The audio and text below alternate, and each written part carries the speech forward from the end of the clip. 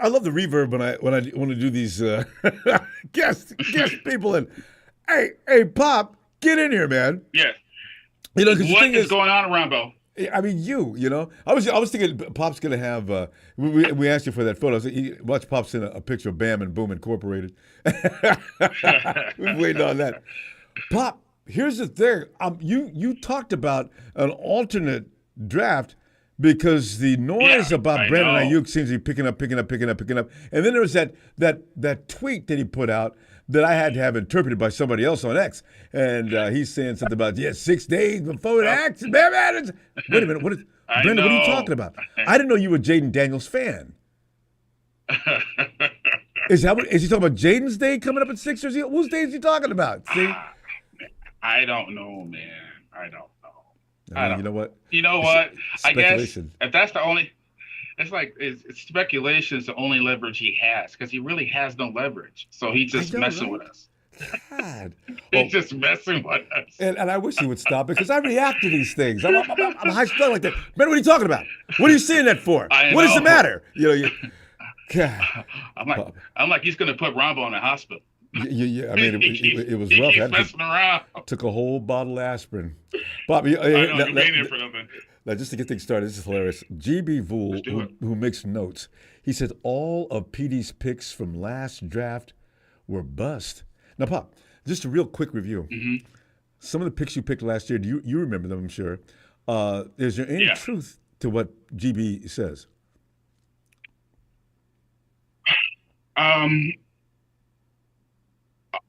Well, I'll put it to you this way. I think the 49ers are one of the more difficult teams to kind of predict for.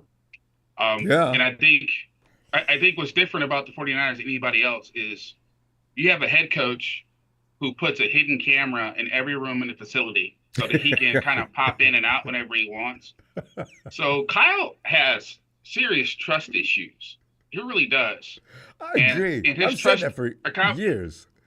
Yes. Yeah, a combination of his trust issues and a doghouse, I think, has probably ruined more players than he's helped. He doesn't seem to be the coach that elevates players.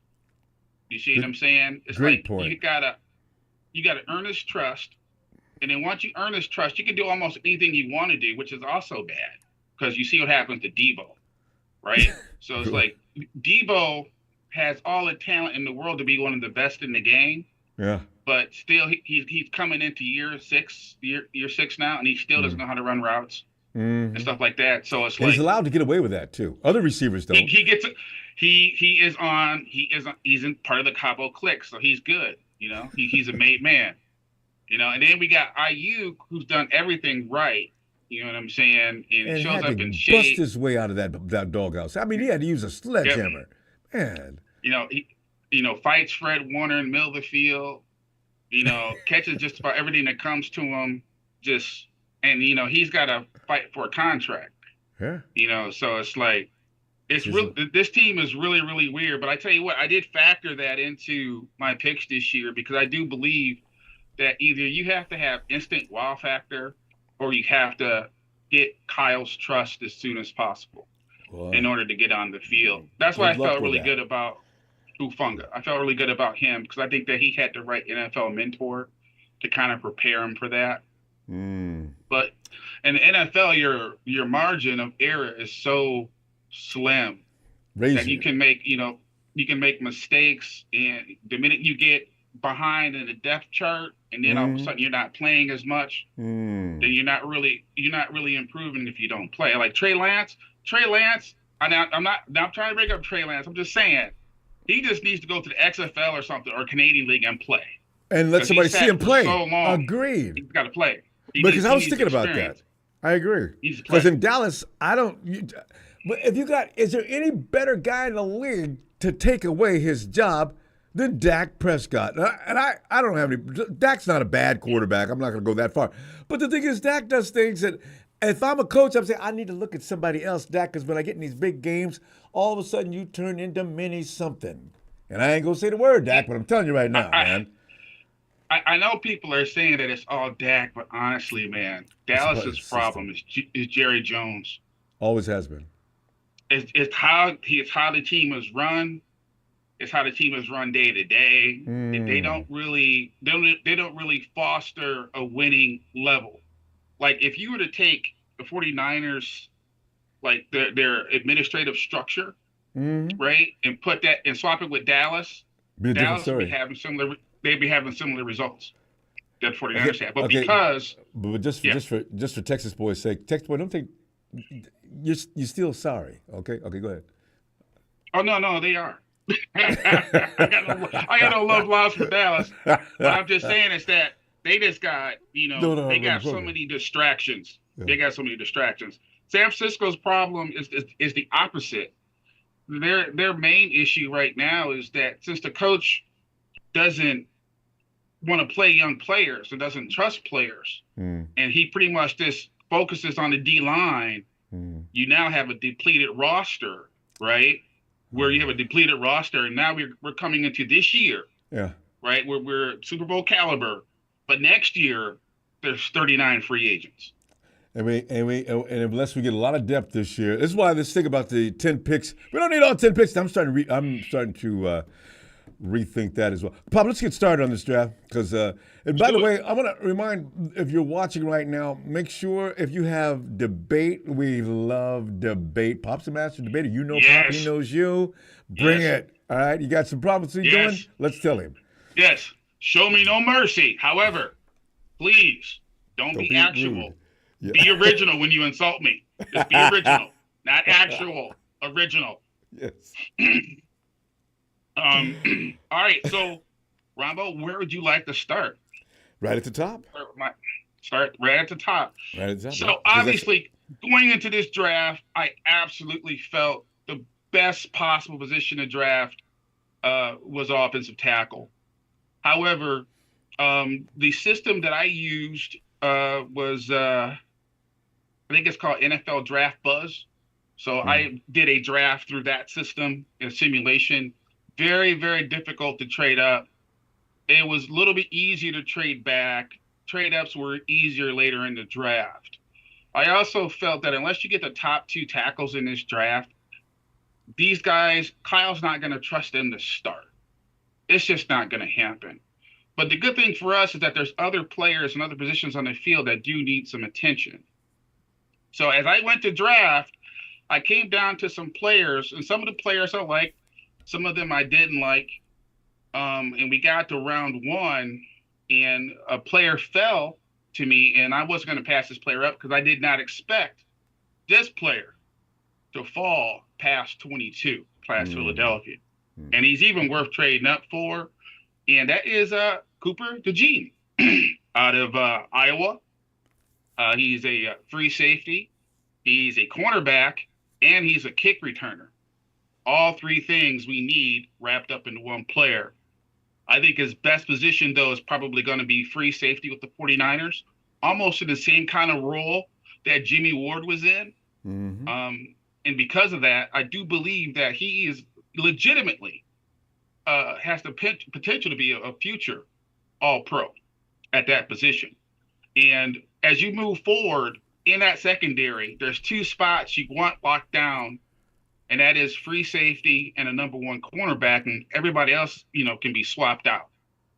But those 2 positions have to be concrete if you're going to have a number 1 defense. And our defense did slip to number 12 in the league. So we need to improve that. We don't really have a free safety on the actual team right now. I think he comes in. I think he probably starts day 1. I think he earns Kyle Shanahan's trust pretty quickly. No red flags here. Great kid.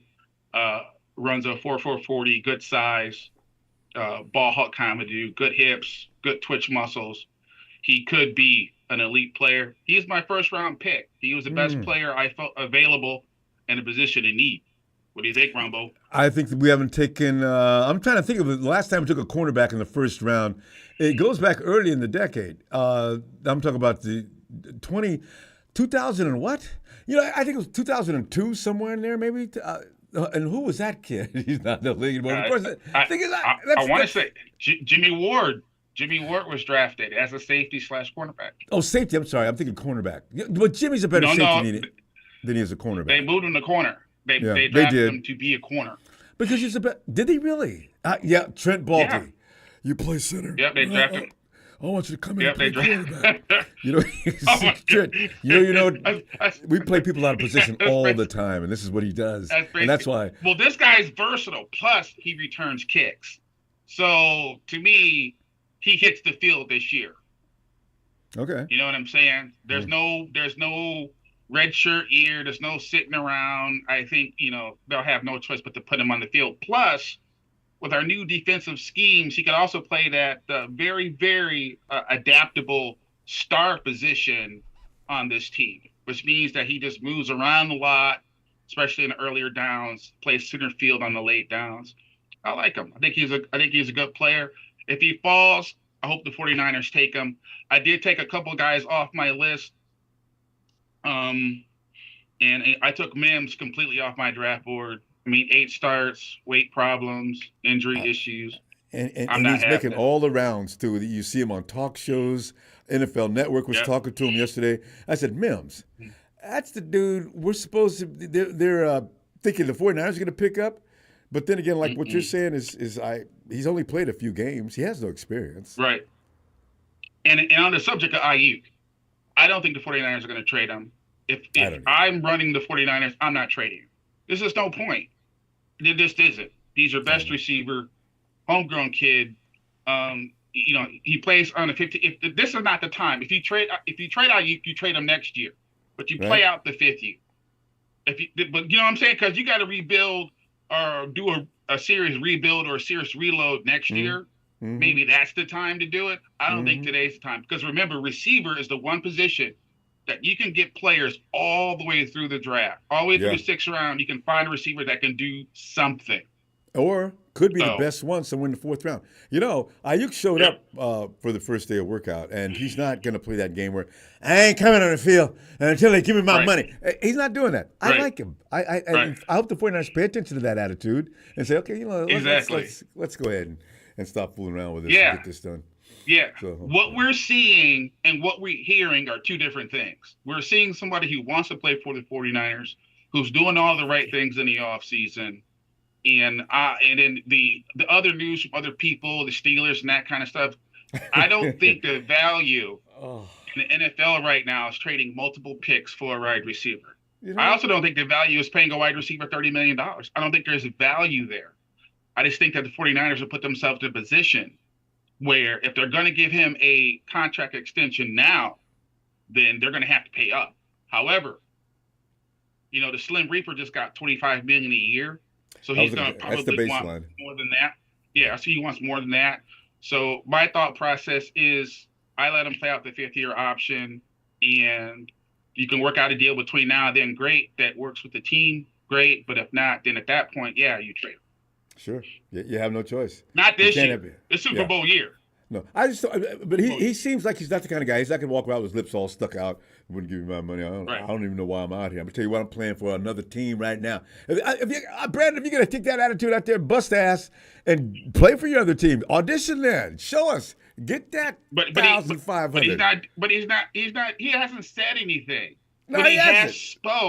When he spoke, he speaks with respect. He's not, making demands or saying how great he is. He's not doing any of those things. But when he tweets these characters, right? He's not even writing a sentence, and then we have to interpret it. So I know, right? If you're a glass half full kind of guy, you're all good. But if you're a glass half empty guy, then you can be off. You see how he put the fire in there? How he put the bullshit in there? That's what I'm saying. It's like people get themselves up into a row over nothing, in my opinion. So, what does he get off on making all that? It's attention grabbing, right? Because the fact of the matter is, when he first went and wiped all his walls down of any red and gold stuff, they get that off of here. Because I'm saying, Brandon, why do you guys make that public all the time? What are you trying to say? I always wonder. No, some people absolutely get off on pissing people off, right? Bill Burr, the comedian, one of the best jokes he said on an interview once, he goes, when I tweet, I try to piss off everybody at the same time. And he said, so I tweeted out, he said, Trump is so stupid, I'm going to have to vote for a woman. He said, and he got all this hate. He's like, there you go. Come on. He's like, give it to me. The political climate is going to get, that's going to get insane. I'm just saying that some people get off on it. So. On the tweets, And I already, my dollars are talking about the fumes of the passing gas in courtrooms. Just, some things don't need to be tweeted, guys. Should we just move on from that, please? Okay, go ahead, Pop. Let's get that next clip here. All right, so in the next round, I am really, really watching players and watching tackles. At this particular point, I looked at the tackles, and all those tackles after the first two guys selected, to me, are very, very close. They're so close that tackles that are really, really close in grade, right, are going to probably be, between rounds 1 and 4 and 5, early top of 5. They're going to be very close, Ronbo. Very close. So I felt the best thing to do was go off my draft board. And on my draft board, I picked the second best center in the NFL draft. And I think he's the best center, personally. Okay. But I went with Zach Frazier, center out of West Virginia, 6'3", 313 pounds. Nice. Yeah. He's a wrestling champion. Uh-oh. And he has a 4.0 GPA. Yeah.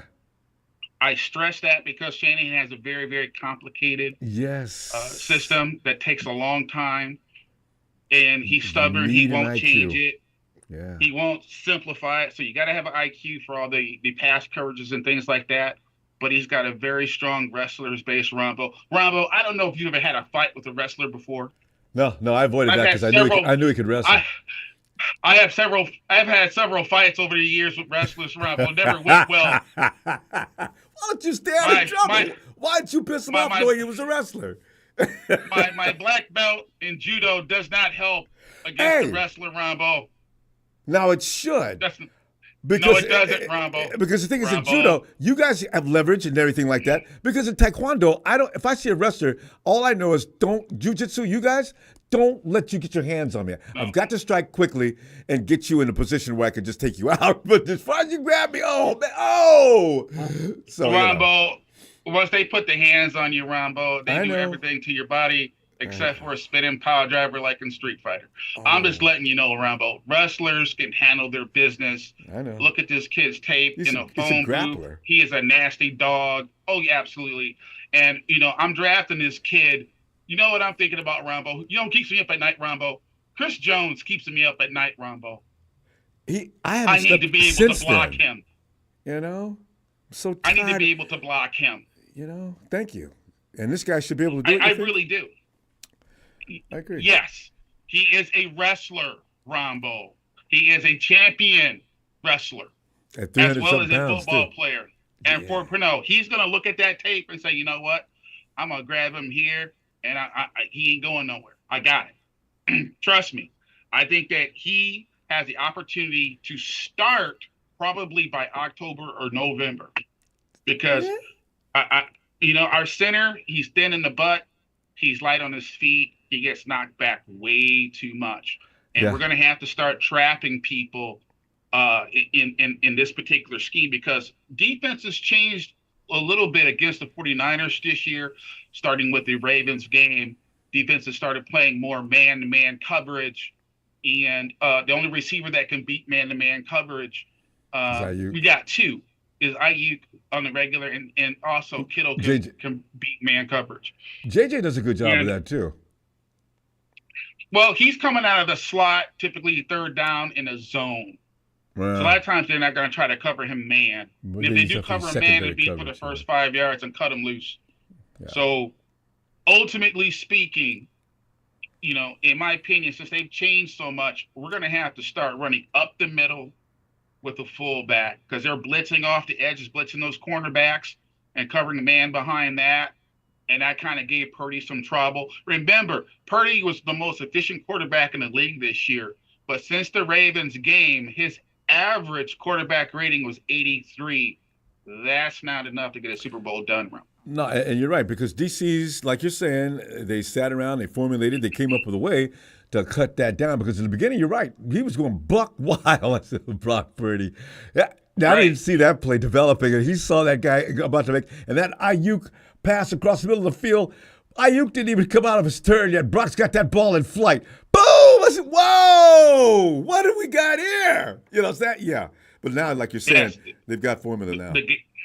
The game plan to beat Brock Purdy is you don't want him throwing those anticipatory throws all day. You don't want that. You want to cover man. You want to go after him on the outside, and that's what's been working. So the 49ers are going to have to beat that. They're going to have to beat that. That's called a running game and play action. Now, again, your running game has got to work, though, right? Because at this point, the running game wasn't working up the middle, okay? And that has nothing to do with McKivitz.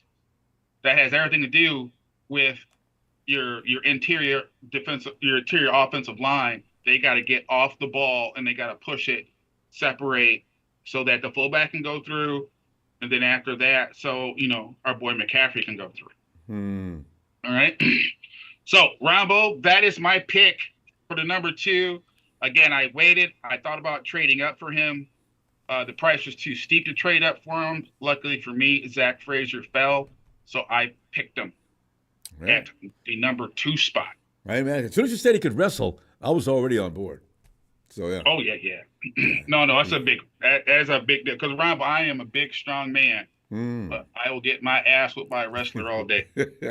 He's got those grappling skills, too. That's what they do. And I can see him applying that, too, without the ref actually noticing that he's actually putting torque moves on him. Well, that's the point right now. It's like, are they going to call holding or not called holding? So I'm starting to get very, very Pete Carroll-like. I'm just like, you know what? Hold every down. What are they going to do? Call holding every down? And do it until they stop us. No, I agree. And I said that in 2019. I said, well, you know what? If they're just going to allow the Chiefs to hold us all game long, well, for God's sakes, Coach, tell our guys to do the same thing until they throw the flag. Hold back. And for God's sakes, Kyle Shanahan, will you please put the hurry-up offense in? No. Good Lord. Hurry-up offense. Keep the defense off balance. I think Brock at times. Okay, this is a draft show. Oh, the helmet's. He talks. He's in his ear. Draft show. Look, okay, okay, Coach, I got this. Come on, Kyle. Yeah. Stop being the control freak. We've seen him do too many things without your help. Leave him alone. Let him play. Just call a play and get out of the way. Exactly, Mondo. All right, in round number 3. I step up to the podium. I don't move. I maintain my position. And I pick the number 2 tight end on my board, Theo Johnson. Why is he the number 2 tight end on my board? He's 6'6", Ronbo. You got to be born with that. He runs a 40-yard dash in 4.57 seconds. Get out of here. No, he don't. Really? Yes, he does. 4'5" and 6'6"? Damn. At 6'6", 260 pounds. Oh! Sounds good. Give us some more attributes. If I'm not mistaken, I definitely think he's got, seriously above average hands, makes the acrobatic catch, huge catch radius, and a willing blocker. He's got to improve his blocking, improve his strengths. Okay. Improve his blocking, improve his strength, but he's got the size and determination to do it. Plus, he comes from Penn State. So when you come from Penn State, you got to run block. Yeah. You got to run block in Penn State. So true. Not a bad program. So.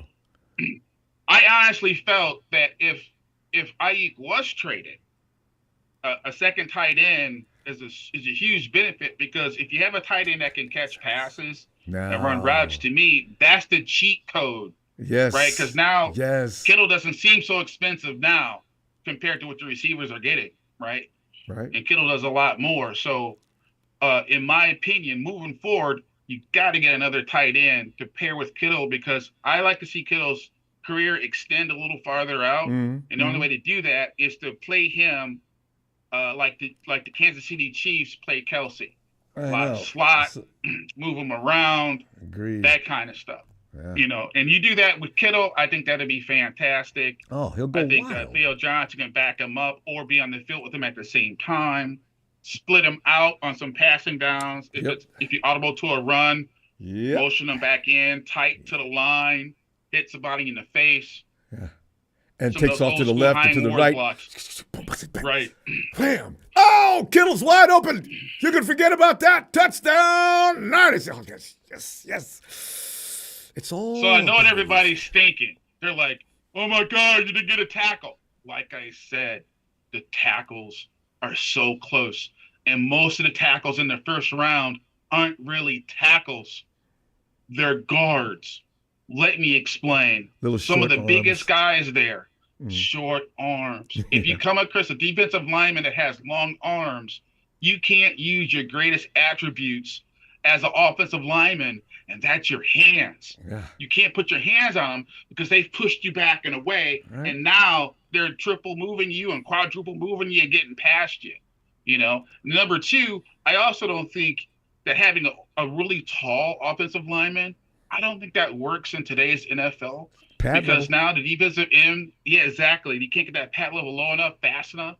And you get a guy like D Ford that's like 6'2", 245 that can bend and three inches off the ground, trying to run around you. You can't get there. So one of the reasons why Trent Williams is so good is that he can control his pad level and he's not overly tall. I mean, Trent Williams is about 6'4.5", so he can get down pretty low pretty quickly, and he's got great strength. So that takes me directly into my next pick, where we got Javon Foster, offensive tackle out of Missouri.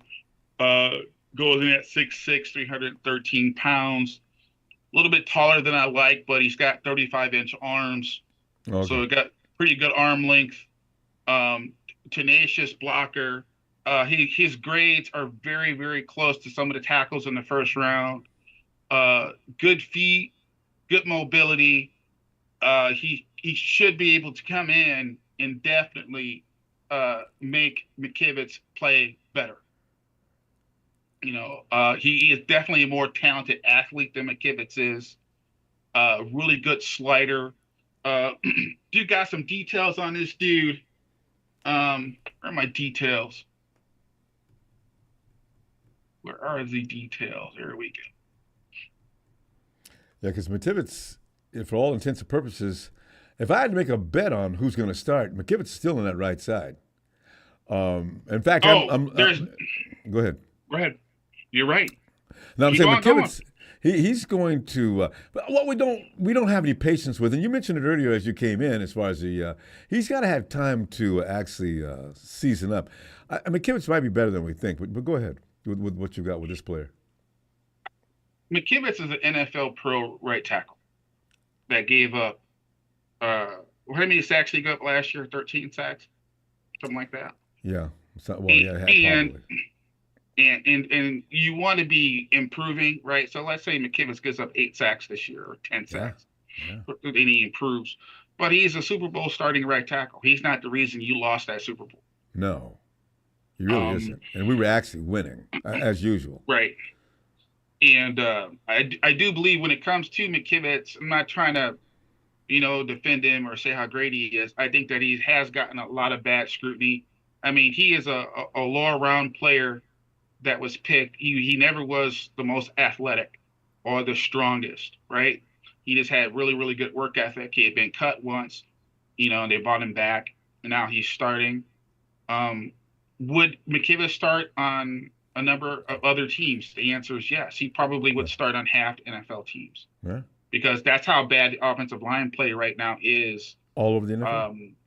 All over the NFL. So I think the biggest problem they had last year ultimately started at center.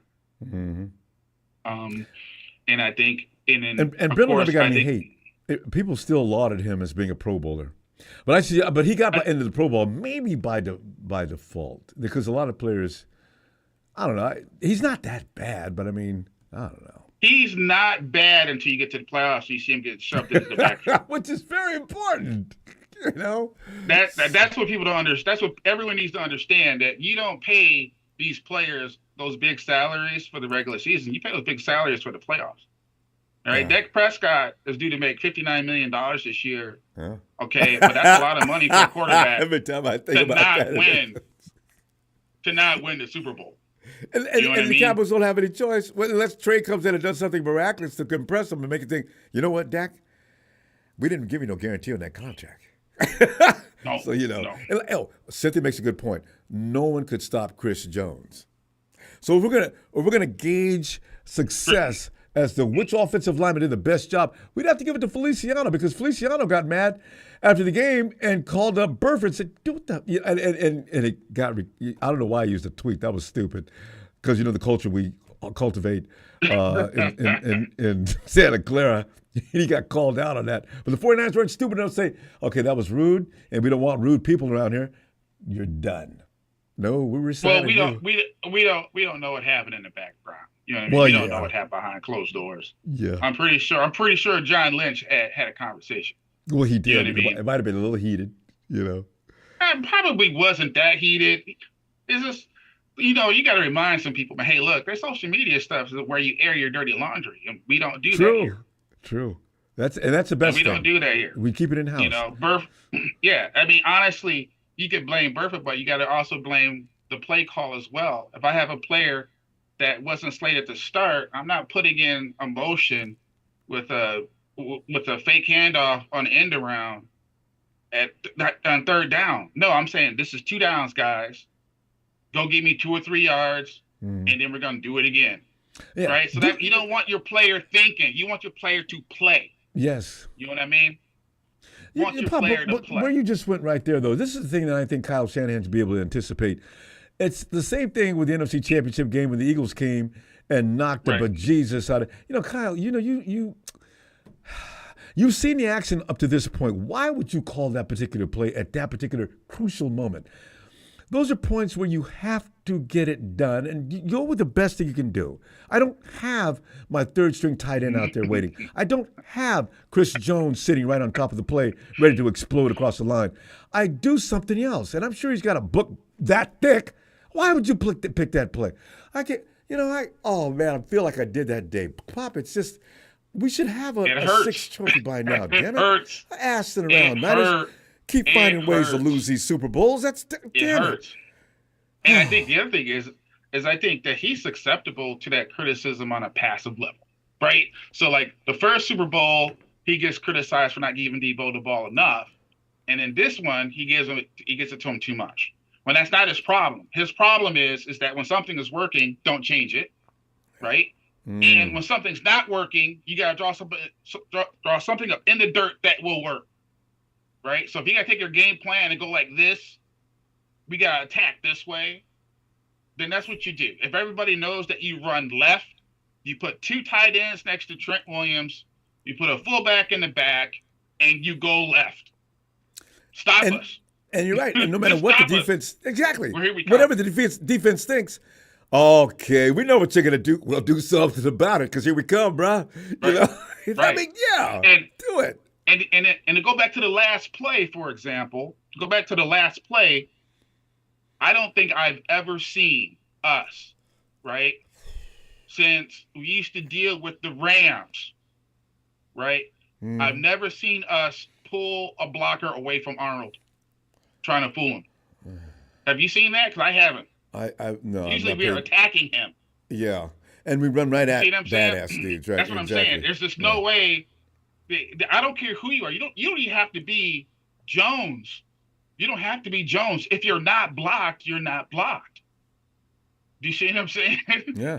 So if you're not blocked, you're not blocked. And doesn't if you're matter that who good, you are. Yeah, he's going to do what he does. If you're that good, he should have a minimum of 2 hats on him every play. Mm-hmm. And I don't care if you get a flag. Every single play. Yeah. Exactly. I just want you to hit him. Get a flag. Get a flag, and now we got throw to the end zone. But be aggressive. Be winners. Don't be passive. And you can't be passive. You have to get after it. And sometimes being aggressive doesn't mean you're throwing it 50 yards. Sometimes it means on 3rd and 6, you're going to run for 3, and then you're going to go for it on 4th and 3 and run it again. That's aggressive too. It worked for the Philadelphia Eagles until it didn't. So. I don't know why I'm laughing. I mean, look at us. The Eagles are no worse than we are. True. Yeah. No one is. No one's happy but Kansas City right now. God bless it. Right? Oh. God bless them. What are you going to do? Hey, we left the door open. They walked through it. Right? What can you say? I know they took advantage of a situation they were supposed to take advantage of. Here's the thing, though. They are not going to be that weak next year. This year, they were vulnerable. And next year, I'm sure the Chiefs are going to figure out a way to get back to strength. It's just killing me to think we let them slide when we didn't have to. Next time we see the Chiefs, it's not going to be that easy. If we do. It's never easy. We didn't have an easy game in the playoffs, Ronbo. No, I know. None of those games are easy. We escaped. I know. No. Hats off to the Green Bay Packers. Woo! I don't want to say it. I think that's the wrong way to look at it. I think the 49ers won those games. Those are the kind of games you have to win, right? Because, like, for example, when Joe Montana threw the catch to Clark, no one was sat there and said they escaped. Yeah. You know what I'm saying? True. That's how we have to. We can't say that, on the winning side, and we can't say the opposite on the losing side. Sometimes it is what it is. They won those games. Detroit's going to come back better and hungrier, and so is Green Bay. And they picked up some personnel, too. Yeah, I know. Yeah, they both have. Nobody stays the same. Everybody changes. The Atlanta Falcons could be on the up and up. You don't know how Kirk Cousins is going to be. We don't. One thing about Kirk Cousins is that his bank account's going to be fat. Been the biggest pimp in the league for years. Man, no, you're right. The Falcons are going to be tough because of the leadership they're going to get from Cousins. They haven't had a quarterback of that caliber, and maybe this is all they need. They're going to be a fight. Got a lot of talent. Yeah. You got a lot of talent. However, the 49ers are returning their offense, and it was the number one offense last year. Yeah. So I have full confidence that Aiyuk comes back, that we're the number one offense, that I don't think our defense can be worse. It shouldn't be worse. Not with Bosa in camp. Not with Drake Jackson in camp working with Bosa. Yeah. Drake Jackson's got, he's got great talent. Can he stay on the field? No. Can he contribute? We'll see. Yeah. I hope so. I hope so too, because he's got all that athleticism and everything else. He even impressed Nick. So come on, Drake. Come on. Let's go. All right, Pop. Exactly. He impressed Nick. Yeah. What you got next? All right. So back in round 4, doing some more damage.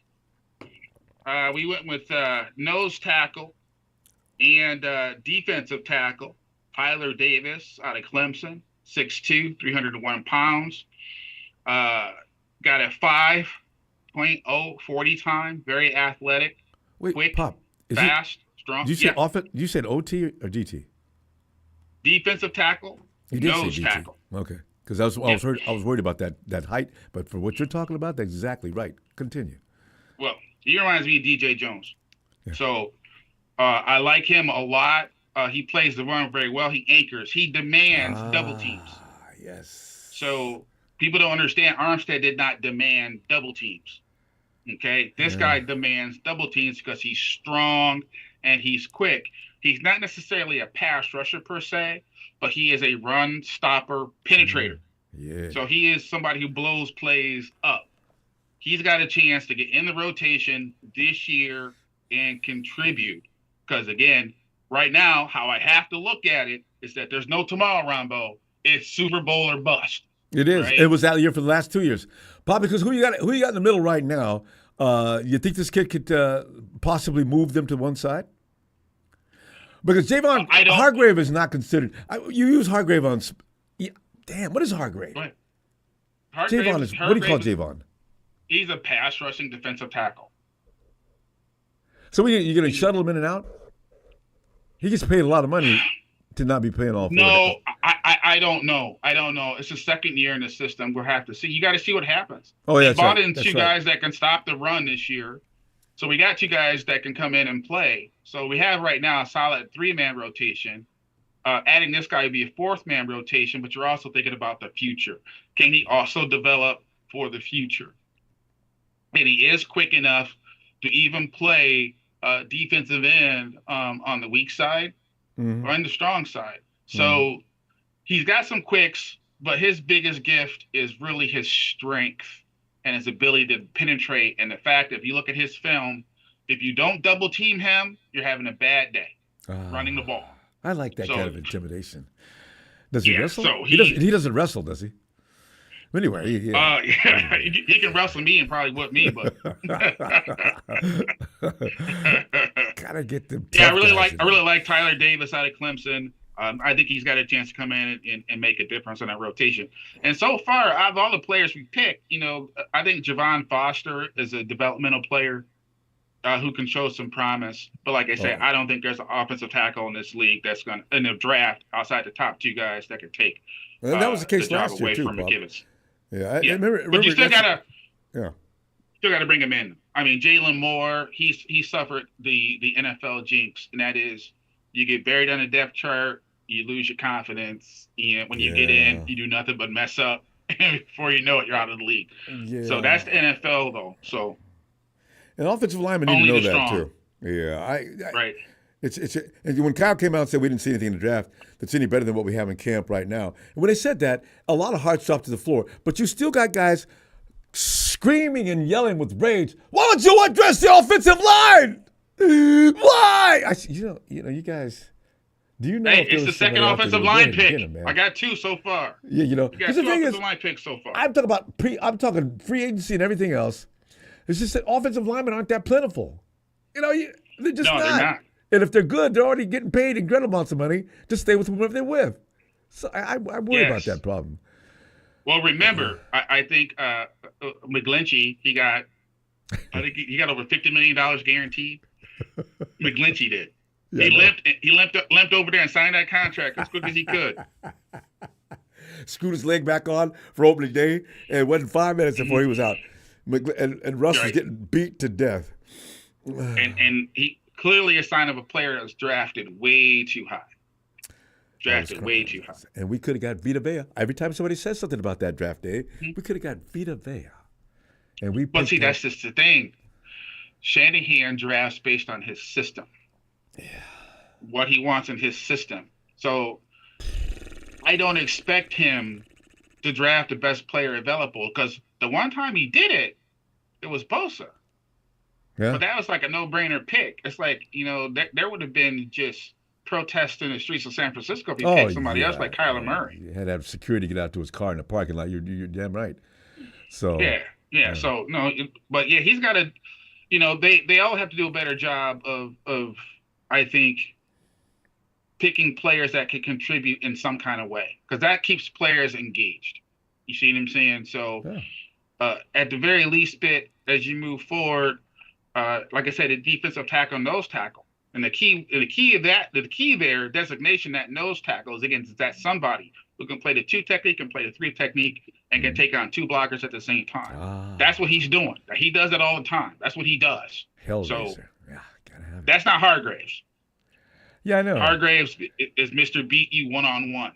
Yeah. So if he can generate a double team, then that should leave Hargraves one-on-one. So maybe somebody like him can start next to Hargraves, and Hargraves can be more efficient on passing downs and maybe on running downs. But we'll have to see. But the key to this defense has always been the nose tackle, defensive tackle designator, because it's like DJ Jones should not have been as good as he was in the system, but he was really good in the system. He was about 6'1", 300 pounds. Yep. He was really good. But remember, that was all barbecue, so it helped have a little juice.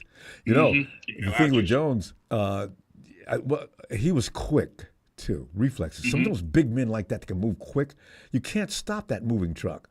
So that's always an asset too. So if a guy's got explosiveness, he's going to be an asset to any team. So that's we need to find the next DJ Jones. So you're right. I like your choice. Javon actually disappointed me to some degree last year. And you got to stop thinking dollars and cents. Sometimes I thought about his contract. I hate to say it, man, but I called it. I told you guys. He only played 65% of the snaps. Playing guys one-on-one because they ran a 5-man defensive line. That's what I said. I said here he's not going to do that. He's not going to be as effective here. He's one of the reasons that defense fell off a little bit last year. I know. You have to call names, because the fact of the matter is I didn't see what I thought I was going to see. And I said, well, this dude came from a system like what? And you just defined it, because I didn't realize that. And now I understand what the hell went wrong. So, 5-man defensive line. That means you get one-on-one across the line. Yeah. Right? And he will beat you one-on-one all day. Yeah. All day. You're in the risk of secondary coverage, but I mean, the thing is, Yeah, I know. Yeah. So, like I said, teams will be, the teams that we face, moving forward in the playoffs are the teams that, yes, we have to concern ourselves with. Eagles is one of those teams, right? So for us, we have to improve our weaknesses. Unfortunately, the draft, we can improve our weaknesses a little bit. Mm-hmm. I think they've done a good job in free agency improving the defense. So I think the defense is going to be improved over last year. Mm-hmm. But it's not going to be like a huge jump, right? You get a huge jump. You go ahead. I don't know about that because you know what? I think the disgruntled atmosphere was when I heard Nick Bosa say what he said. Nick never says anything about anything, right? He made a statement that says, "Okay, so Nick, you don't like the system we're running? Uh-oh.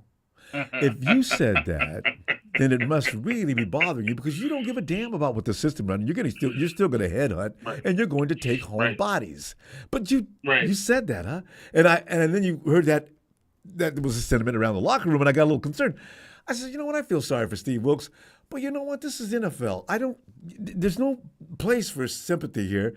They either buy into the program and are effective, or we're going to get beat up. And people ran on us last year, Pop, like nobody's business. That's got to stop. But it goes back to the changes they made. And that change that they made was when your head coach says, run our system, and then make changes. All right. That's when Wilkes should have said, dude, I can't do this job if you're going to handicap me. He really should have.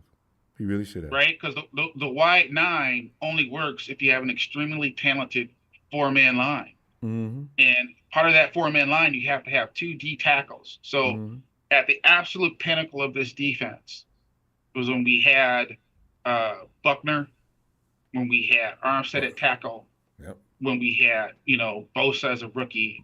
That was the pinnacle that they had. So they never really got back to that level of play since then, in my opinion. And you only had a part-time over there and the other side of the tackle there, which did we finish paying? We paid off. What is his name? Mr. Bullet off the line. Yeah, D4. They just really finished paying him 2 years ago. I don't know. I wouldn't be surprised if they're still sending him a gift basket. Just hush money, because we don't want anybody to know, DJ, that we still owe you X amount of millions of dollars. Okay, now play ball with us and we'll patch up a little bit. Okay, thank you.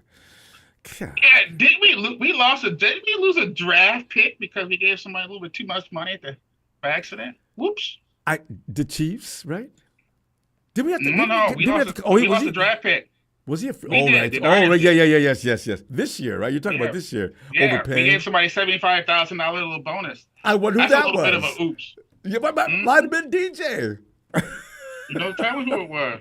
God. No telling who it was. No telling who this mistake was. Juice. Juice said, I just want to be a 49er the rest of my life. Whatever you need, all right? Just give me. No, Juice, I'm just playing, dude. No, I'm kidding, Juice. I don't know for sure.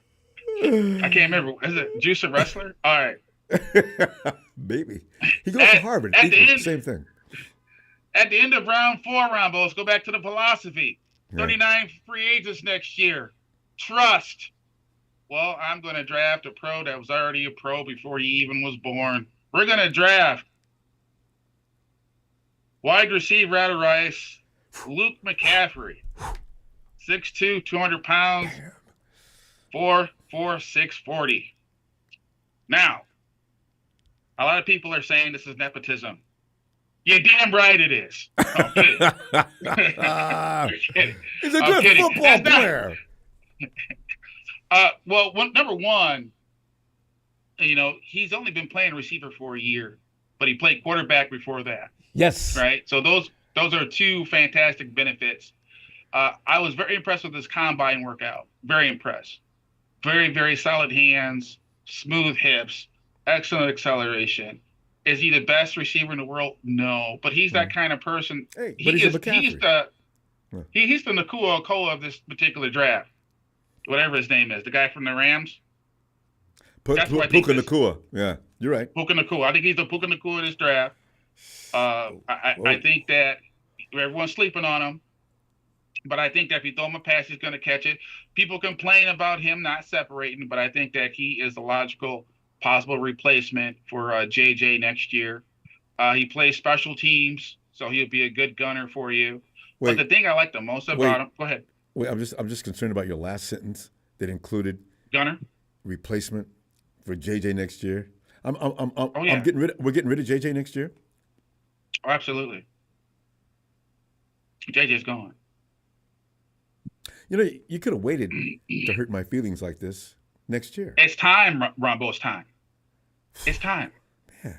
But look what we replaced him with. You replace him with a kid who knows how to be a pro, right? So you're not gonna have to worry about him having a Rashee Rice moment on the freeway. He's gonna come in and work every day. I didn't mean to laugh. That's Rashee Rice is a total screw up. He gonna have no entourage, right? He's gonna catch the passes. He's gonna do the work in the offseason. He's gonna be prepared. He's gonna get better. So, but you see him today. By the time he gets to training camp, he's gonna be better than that. And then by the time he gets to regular season, he's gonna be better than that. Okay. So here's a player that has a long trajectory to get better and better and better. But a part of that is because, you know, he's got the ultimate privilege, and that's parental privilege. Both of his parents are athletes. Yeah. You know, Ed McCaffrey was on the 49ers. He was the fifth receiver. Worked his way up to the fourth receiver. By the time they won a Super Bowl, he was Jerry Rice's backup. Then he goes on to Denver. Amazing. And guess what? Goes from Denver as a backup. Now he's on Denver. Now he's an all-pro for 4 straight years. It's the McCaffrey work ethic. Yeah, but Pop, it's the work ethic thing. Can I get rid of Ronnie Bell? I like Ronnie Bell. Ronnie Bell will be challenged too, but the problem with JJ is going to be money. It's always money. It always comes down to money, Ronbo. Yeah, he's embarrassingly underpaid. $4.6 million? That's ridiculous for him. Yeah. No, it is ridiculous. But what it's going to take to keep him, you know, you got to let him go. And he does deserve. I mean, he should easily be an $18 million a year receiver. 15. JJ, don't go, man. Hey, just no Rams. No Hawks. Go to New York, JJ, where the lights are bright. You can play for Aaron Rodgers. The teams that we got to watch out for poaching our people is going to be Washington and Tennessee. Yeah. Okay. Yeah. Texas. He's got somewhere to go. Oh, plenty. That dude was just a rock. He was a stud. I mean, coming down the stretch and in the Super Bowl, that pass he made, I'll never get over that. I mean, a big rainbow shot, perfect shot. I mean, who thought about to do that? I thought he's a wide receiver. So, you know. I know, but guess what? Luke McCaffrey was an ex-quarterback. Yeah, I know, right? His last year was his first year playing receiver, and he earned awards. That was his first year. Christian talked about that. You would never think that was his first year. Yeah, the McCaffrey's he's going to get drafted. Yeah. Yeah. So you know, I definitely went up to get him. I didn't go up to get him, but, you know, I probably drafted him a little bit early than I wanted to, but I wanted to make sure I got him. I could have drafted him ahead of the nose tackle, but I thought the nose tackle was more important. No, you're right. And if Luke fell, then, you know, I wanted to get Luke in the building because, like I said, he contributes day one on special teams right away. He contributes on a scout team. Yeah. Patriots going to get him. He's your emergency quarterback if you need one. I think he's a really, really solid player that has a big upside, right? You know, and I think the problem that some people have with him being named McCaffrey, I think that's your problem. But in my opinion, I think he's somebody that's going to enter the Cabo clique as a rookie. And you're also making people Shanahan will trust him. Well, yeah, I'm sure he will, actually. He's the kind of guy that's cerebral to play quarterback. But people are also mad because you didn't pick up Tariq Owens. You didn't say anything about Jerry Rice Tariq Jr. Owens? Yeah. I know. We skipped over those guys. Like I said, the receiver class was pretty deep. Yeah. And there's lots. I think that Rice and Tariq Owens are the kind of players that need to play early. Yeah. They're not going to crack our starting lineup. Good point. I don't think that they're going to garner any kind of trust right away. I think out of all these players on this list, the player that will garner Shanahan's trust the fastest is probably will be Luke McCaffrey. Yeah. Just because they have history together, right? So he knows what he's getting out of him as far as what it takes to be a pro. He already knows what it takes to be a pro. All these players on his list are going to have to learn how to be pros, right? Like Cooper DeJean, he's got a good job. Yeah. Right. Cooper and Fraser have probably a good chance to be all right. Yeah. I mean, it looks like he's got CMC to keep him in check every day, all day, right? Dude, it's his dad and his mom, all of them. It's the same thing with the Bosas. You think it's just Bosa? Oh. It's not. It's his dad. It's his brother. It's his mother. Who serves him nothing but the most nutritious food in the world. I mean, I was looking at that film one time watching him eat. I said, damn. Yeah, no.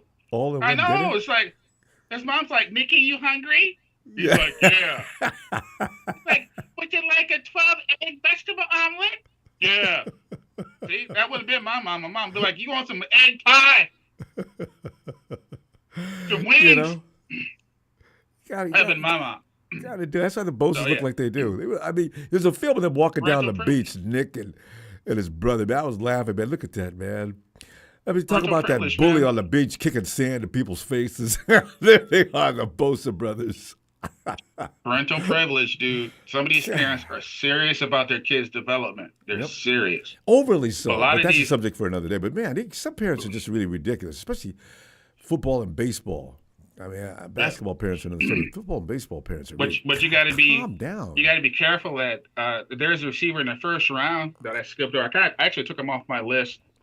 Can't think of his name off the top of my head. Coming out of Texas. What's that dude's name? What position? What position? Wide receiver. The Bullet? Is he from Texas? The guy that moves so fast? Oh, I did like him, but I didn't grab him. Because I don't think he doesn't fit what the 49ers do. Well, see, that's the thing, fam.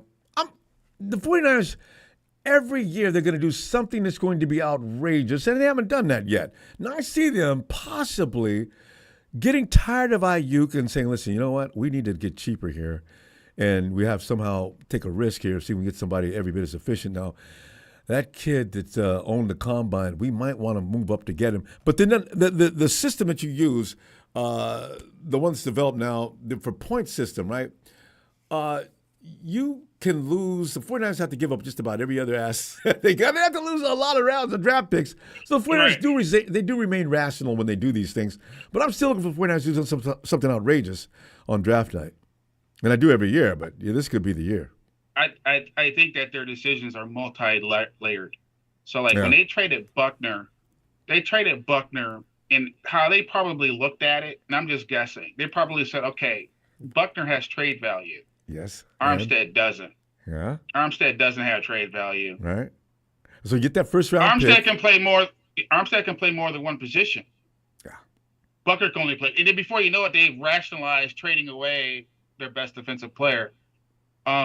I don't agree with that. I think But Pop, look what they did. They went right in the draft and immediately tried to replace him. Now, what if they apply that same way of thinking with Aiyuk? Okay, we got rid of a blue chip receiver.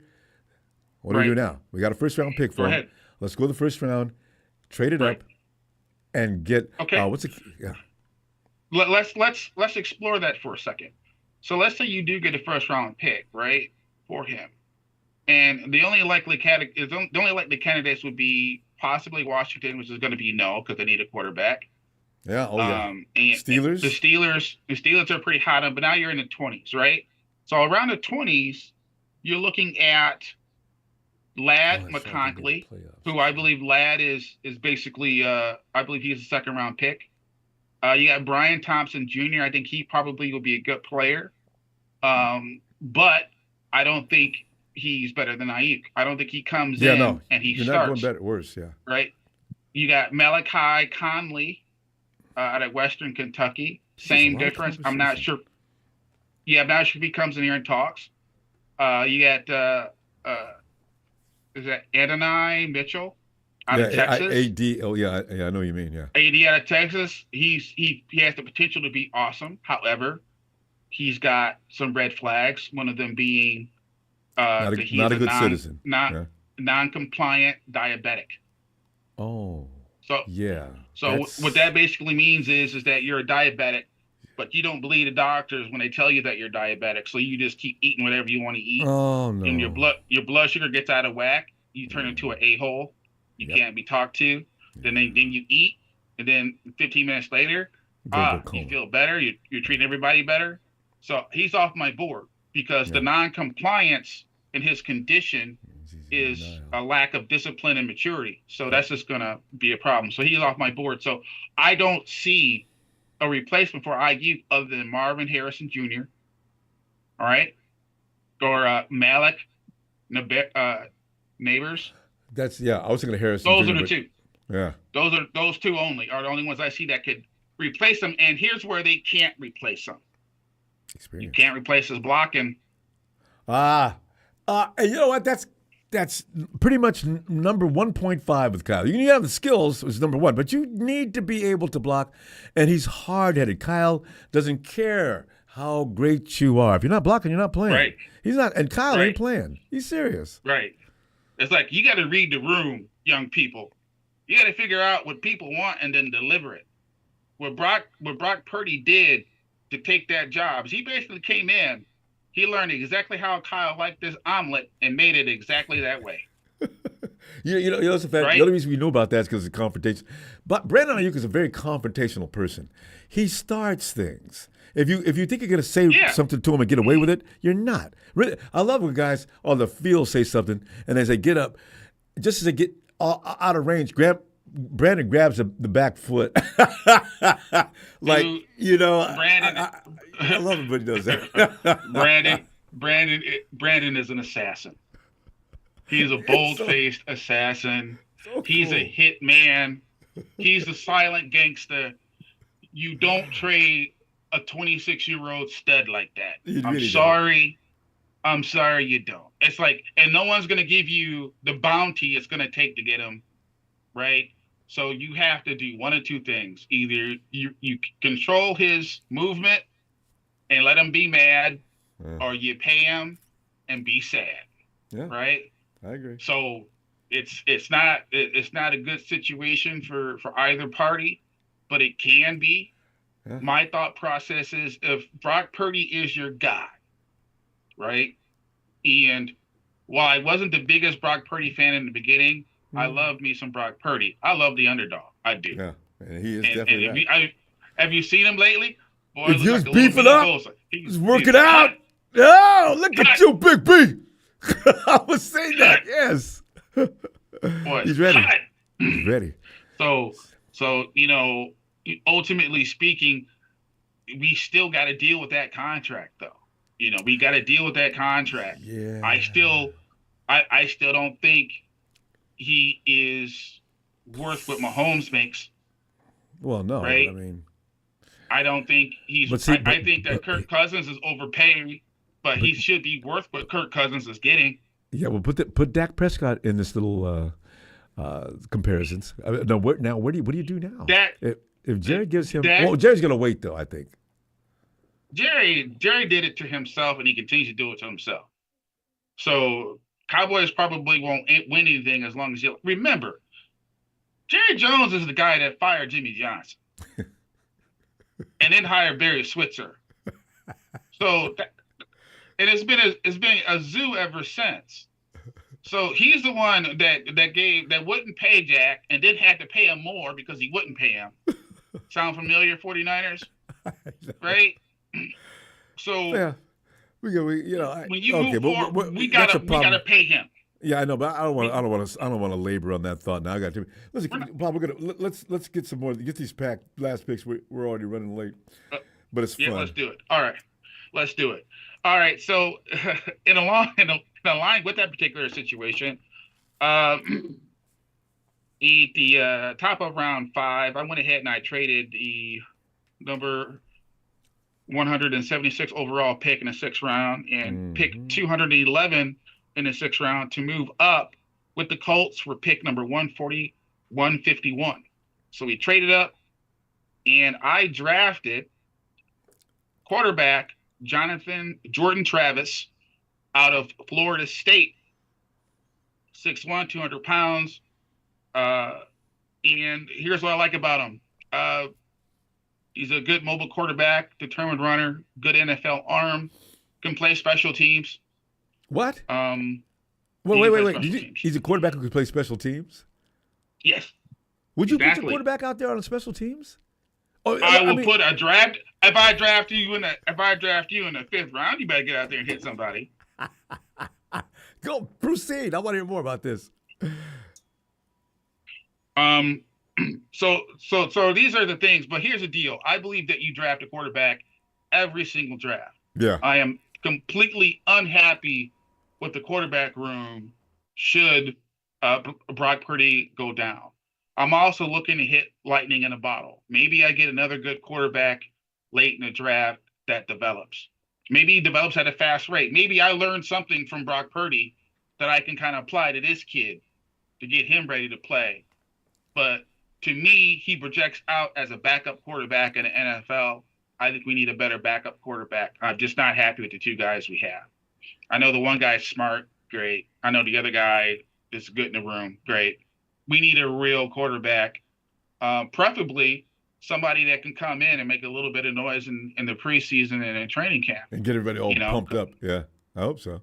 Yeah, I need someone that can really run this team in the preseason so Purdy doesn't have to, right? I don't want Purdy on the field in preseason, right? Yeah.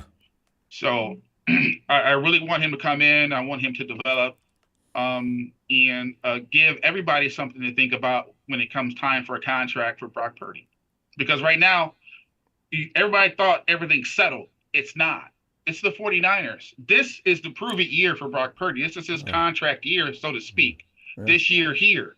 This year will determine how much money he gets paid. Yeah. Now, if he continues with the current average quarterback rating average of 83, because everyone's playing man, he can't beat man. Mm-hmm. In order for you to beat man coverage in the NFL, you have to have one of two things. You have to have a dominant receiver who can't be covered one-on-one. Mm-hmm. Provided we don't trade one, we got that. But the other thing you have to have is a quarterback that can get them the ball. Mm-hmm. Like flick of the wrist, the ball is down the field 35 yards kind of thing. Mm-hmm. Right? So does Purdy come back this year with an even stronger arm? Does Aiyuk get even more catches? If that happens this year, okay, then yes, the 49ers will do very well, and Brock Purdy will get a very, very big bag, and it's even possible that Aiyuk gets a bag. But here's advice for you, Brock Purdy, okay? The bigger your bag, okay, the less everything around you is going to be, right? So take advice from Tom Brady.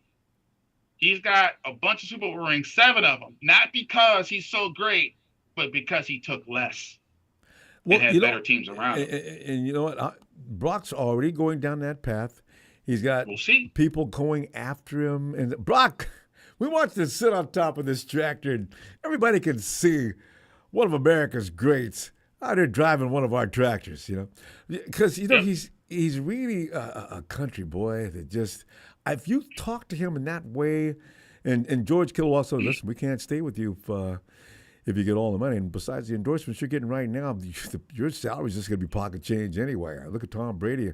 The guy's like disgustingly rich, had nothing to do with the salary what he's getting from the team, but the team he kept around him kept him in a position to draw that kind of attention. Brock, you could be a modern-day Tom Brady. Win a couple of Super Bowls. Hell, nobody's going to talk about Joe Montana anymore with you coming out there looking good. Yeah. No, I went too far. Yeah. Everybody's still going to talk about Joe. But they can still talk about Brock, though. No. Don't talk about godlyhood like that now. I know. Don't speak Joe's name. Speak Joe's name in vain now. Whoa! I lost it there for a second. But the thing is, I think that people love Brock. He's not who's the guy? Baker Mayfield that's taking on the media every chance he gets. We love everybody that's our quarterback, right? We were in love with Jimmy Garoppolo. We were in love with Trey Lance, okay? It doesn't matter who we love. You know who it matters to? It matters who Kyle Shanahan loves. Yeah. And he loves Brock Purdy, right? So that's the love affair that you need to have between head coach and quarterback. You got that, you got a chance. Head coach, quarterback, defense. You got those things. You're going to win a lot of games. You're going to win some championships along the same lines that the New England Patriots once did. Now, as we move forward to the next pick, okay, this is my favorite pick, Ronbo. This guy can go anywhere between the 4th and 7th round. Depends on how much you like him. I like him so much. If you draft him in the 6th round, pick 215, we're going to pick wide receiver, comma, halfback, comma, kick returner out of Purdue, Tyrone Tracy Jr., 5'11", 209, runs a 4.46 40 Ronbo. Got himself a 40-inch vertical Ronbo. Ooh. The 1 year that he played as a full-time running back in high school, he ran for over 1,500 yards and caught for over 1,200 yards. In college, he's been playing both positions, both halfback and wide receiver. What I'm thinking about here, he is probably a combination, in my opinion, of Deebo Samuels and I knew Ricky that's where you were Waters. going.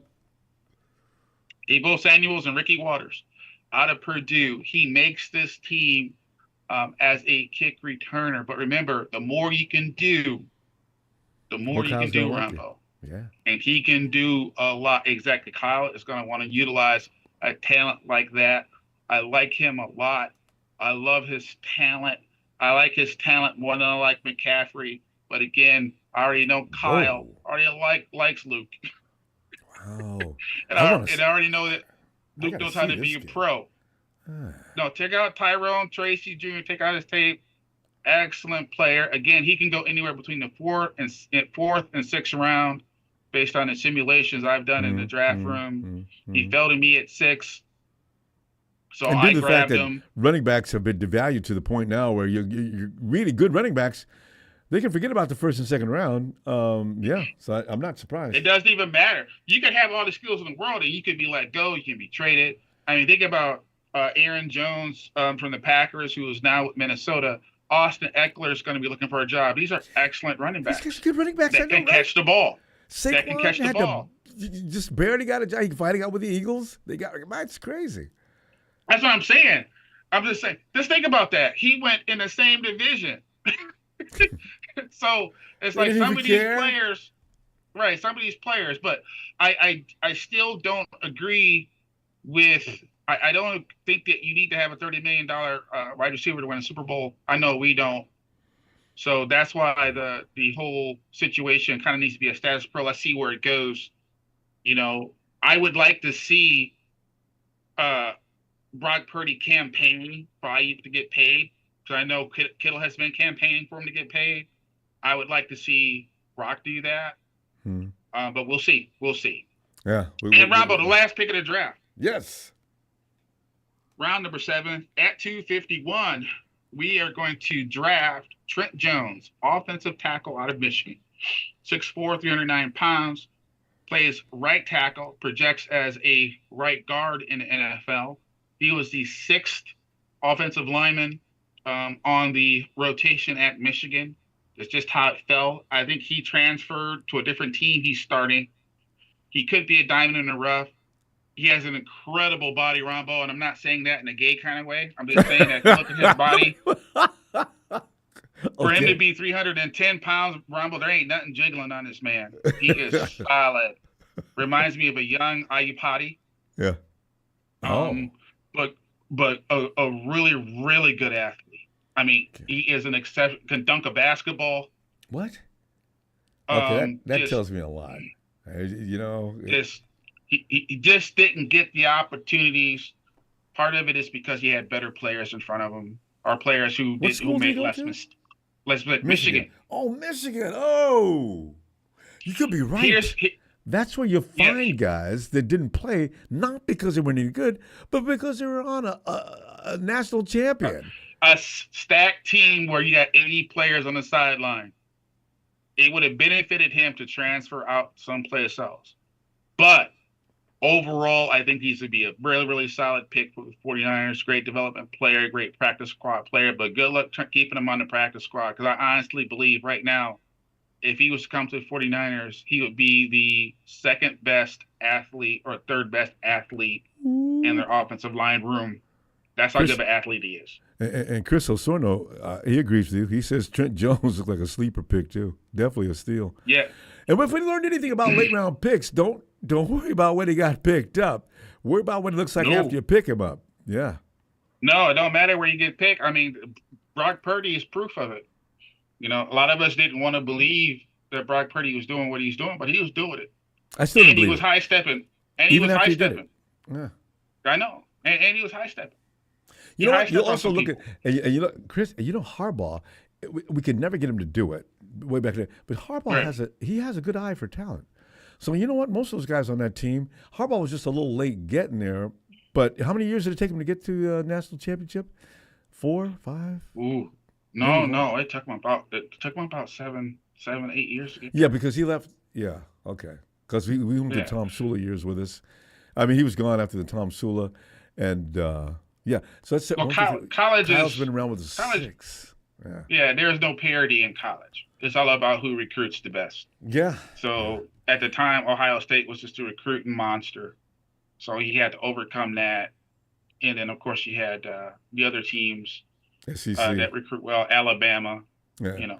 Just about every SEC school, right? LSU, Alabama, Auburn. Yeah. Those are schools. If you're going to play football and you want to get anywhere in the draft, you're going to try to get into those schools. They don't get you, you're going to be disappointed. So you end up going to other places. Michigan's a good program. Right. But that's why it's the intangibles that we don't measure in all of these mock-ups or at the combine that, you know, you don't see and that you don't have. Like, we don't know who ate what. You know what I'm saying? But you can kind of guess what, like, somebody like a Luke McCaffrey probably ate the day before the combine, or Nick Bosa ate. You know what I'm saying? It's like all that stuff goes into it. What you eat, how much you sleep, all that good stuff. And then you got to get to a team that believes in you and stuff like that. And I think with the 49ers, what's more unique about it is that their head coach is like all powerful. Right. So since he has every ounce of power in the organization and everything pretty much goes through him, it depends on the type of person he is. And Kyle Shanahan's a dictator. He is loyal to only one thing, and that's his system. Yeah. Well, you know, unfortunately, he's got a right to be that way. So we can't really get mad at him about that. But still, he could use a little wiggle room with certain individuals. So, you know. No, he definitely should.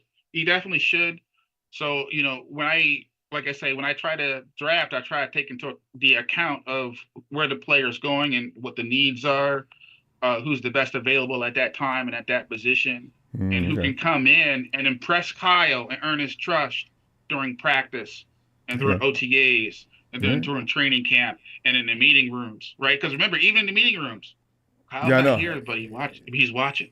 And they mention things like that on occasion too. We're going to wrap it up. Let's go over your Poppa Dragon's picks. I didn't see any questions or any really nasty comments, Pop. Oh, come on. I really didn't. You know, but let's go. First round pick, number 31, cornerback, Cooper DeJean. Is it DeJean or DeJean? I think it's DeJean. Okay. But I could be wrong. Okay. Also, second round pick. At 63, center, Zach Frazier, West Virginia. Third round pick, tight end. Could he be the heir apparent to George Kittle? Or could he be the guy that comes in and brings those 2 tight end sets back to be sugar sweet in our offense? Here is Theo Johnson, Penn State. And fourth round pick, offensive tackle. Is that DT? That's a DT. That's an OT. OT. Yes, Javon. Is this Javon? Because Javon's the only guy who pronounces his vowels and consonants wrong. Is it Javon or Javon? Hey, you know what? You gotta ask his mama about that one, dog. I'm gonna go with Javon. You ask his mama about that. I'm gonna go with Javon. It's Javon Foster out of Missouri. You know, the black folks can be very creative with their names, Ron. I know. Don't get me started. Very creative. And a fourth round defensive tackle, Tyler Davis, Clemson. These are good schools, too. Fourth round pick at 133 wide receiver. Say the name and smile. Luke, of the very famous McCaffrey family. He's going to come and join his brother. You know CMC is going to put so much pressure on him. He's going to be great. Luke McCaffrey from Clemson. Luke McCaffrey from Rice. Also, 5th-round pick at 151, quarterback Jordan Davis. Davis out of Florida State. Hopefully he doesn't hang around. That's Travis. Oh, Jordan Travis. I'm sorry. That's a D. I'm looking at it's a T. Jordan Travis. Sorry about that, Paul. Florida State product. And in the 6th round, Tyrone Tracy Jr., Purdue. This is a running back extraordinaire. Pop painted him up as looking like the next. Should we say Sagan? We can't use. What kind of rhyme are we going to get for Tracy? With Saquon is Saquon. Yeah, we can't do that with Tracy, but we might be able to, because you know how our running backs coach is. He knows Tyrone after a dog after a bone Tracy. I'll take that. It was rounded out. Luke Skywalker McCaffrey. 7th-round pick. Pop wrapped it up. We'll get those sorted up. And it was a 7th-round pick, an OT. So, Pop, you got to see 1, 2. As you mentioned, there's not a lot of offensive tackles that can make this team or beat out anybody we got. So this is a thing that scares everybody. But offensive tackle Trent Jones has been seconded in the chat as could be special. He comes out of Michigan, one of the best programs, if not the best program in the college ranks, having won a national championship with our ex-coach Harbaugh in there running things and picking out talents. So, Pop, I like your draft. Athletic kid. I love the way you explain why you did each pick, and it makes a lot of sense. So, kudos. Yeah, I know. It makes sense to us. We'll see what the 49ers do. First overall pick, defensive end, Lawrence Taylor. Lawrence Taylor's re-entered the draft. I've already guaranteed. I've told people that just to bother them. I said, listen, we can ask for that offensive whatever tackle we want, but listen, the 49ers are going to pick up a defensive end. When they can't pick up anything else, they go in and get an edge rusher. We love people to come off the edge. We're worried about Nick being overworked. We don't worry about Kittle being overworked, but we don't worry about Nick. So we're going to get another defensive end or an edge rusher. So I said, I'm looking at this draft. I'm looking at it, and I'm like, I only drafted 2 defenders. The whole draft. That's just how it felt to me. No, I thought they did a lot of defensive work in free agency. So I don't see them doing it. But if I was at 31 and one of the top 2 pass rushers fell, I probably would have taken one, just because to me, when it comes to the draft, it's quarterback, defensive end, offensive tackle, corner, defensive back. That's how I look at the first round. Pop, you know what? This team, every position, the 49ers have still got every bit as much potency. They need to build depth, and they need to get some promises for next year. Like you're saying, 39 guys next year. I don't know how the 49ers are going to pull it off this year. But next year, you can't keep having 39 and 40 people that are about to take off. You can't pay that many people. So, No, you can't. Not with the quarterback getting paid. Yeah, and then there's that, But I do want me some JJ now. Pop, don't keep saying that, man. You're scaring me, man. No, I'm not saying that. I think JJ needs to get paid. I think this is for JJ. I love JJ. I got nothing but respect for him. But the man, as Terrell Owens said once, I got kids to feed. Oh. I need $40 million to feed them kids. Pop, we gotta go. We're gonna open up another show here. I want you backing out with Joe. I'll tell you what, Pop, great job. I appreciate you, Pop. Right. And I'll talk to you in a few minutes, hopefully. Thank you, Pop. Oh yeah, I'll be around. All right, later. Night, fam. And fam, with that, we're gonna go in. It's Friday night. We gotta talk some more football. I want to thank Pop again for that draft. Was fun. So I'm going to close shop here and regroup and segue right into Friday night activity. Are you ready? 3, 2. Oh, wait. Bronco Niner. Look, everyone. Rumbo's reading my super chat. Brock, you never – just comedy all the time. See you in a few. A Niner!